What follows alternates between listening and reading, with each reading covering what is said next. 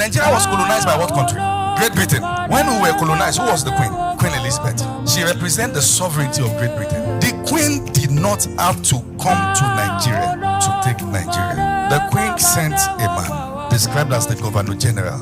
When this man stands here, he represents everything the queen represents. When you say thy kingdom come, it is not God having to come down. It is me who embodies the constitution stepping down. Meaning that the kingdom of God can't be felt until there's a man who can embody it. The kingdom can't be seen until there's a man who knows the constitution, who knows the culture, who knows the agenda. We are speaking English because Great Britain came.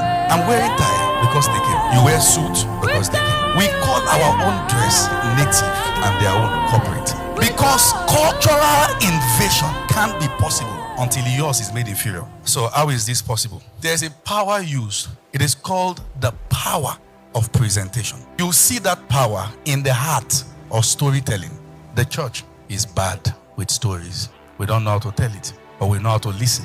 So we become victims of any good architect of stories. All the devil needs to do to wipe out a generation is to tell a good story. Let me give you a few examples of stories. Now, we have statistics that have shown us only less than 7% of pastors are financially buoyant to foot the bills of their ministry.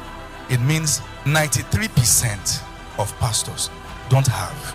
More than 80% of pastors' wives believe that the ministry has destroyed their homes. More than 80% of pastors' children believe that their father would have been a better man if not for ministry. This is the true story of ministry. What is the projected story? Pastors are big men, members are poor.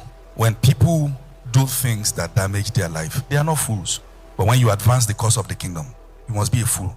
Fantastic story. You don't fight such story with emotions. The church needs to learn what is called counter-propaganda strategies.